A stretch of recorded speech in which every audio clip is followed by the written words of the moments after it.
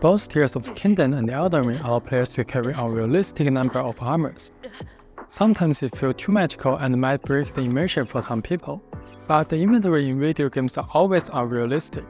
It's certainly nice to pick up armors without worrying about sorting inventory, and I enjoy that I can switch armors anytime I want to adapt to the environment.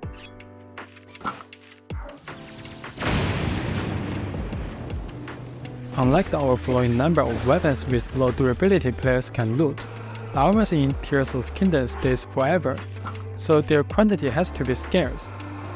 Nintendo intentionally kept the armor system as simple as possible, so players can focus on other themes like world exploration, and able to quickly switch to the armor that best suits for the situation.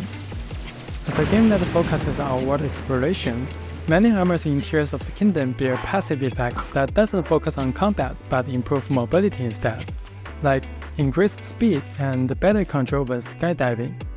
The lack of armor quantity makes each armor more difficult to come by, but look unique and easily distinguishable. So, it feels extremely satisfying to receive them. Players often need quite a journey to obtain a single piece of armor. The armor system in Eldenring is similar but different. Combat in Eldenring is one of the main focus. To excel in combat, players need to adjust their armor set based on the kind of enemy they are facing, or the environment they are enduring. It is similar to Tears of the Kingdom, where players can wear certain gears to counter the elemental damage, or to conquer all the different terrains when travel. In Tears of the Kingdom, the purpose of armors are very specific. However, in Eldenring, there are multiple armors that could serve the same purpose, with different appearance and spec requirements. This is because unlike Tears of the Kingdom, players are not role-playing as Link, but as themselves.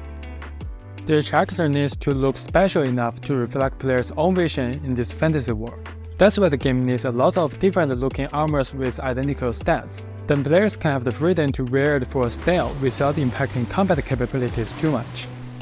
It is the reason why games often feature armor customization. In Tears of the Kingdom, players can change the color of the armor or alter the pattern on their paraglider, which are a fairly standard feature in video games. In Eldenring, players can modify armors by, for example, choosing whether to have a cloak on their body or not. This alternation will also slightly affect the defense stats and weight of the armor. I feel like this is a bit more meaningful than simply changing the color of the armor, although both are standard and welcome features in most video games. Each armor in both games contains a piece of lore. When players wear that armor, they also inherit that piece of lore, which enhances their fantasy and improves the immersion. This setting excels more in Eldenring, as there are a significantly bigger number of armors, and the game is more focused on role-playing compared to Tears of the Kingdom. One thing I'm not entirely sure about Tears of the Kingdom's armor system is that they're upgradable. Players will naturally tend to wear the most upgraded armor most of the time, and subconsciously ignoring the rest. This feels like it's going against the purpose of the game, where players should feel free choosing gears to adapt to the situation, rather than always feel the tendency to switch back to the one with strongest stats. Meanwhile, Eldenring is doing fantastic on this part. All armors are not upgradable, and the power of the gears is balanced by the wave system. The armor with stronger defense is heavier and costs more skill points in endurance to wear, making all armors equal overall.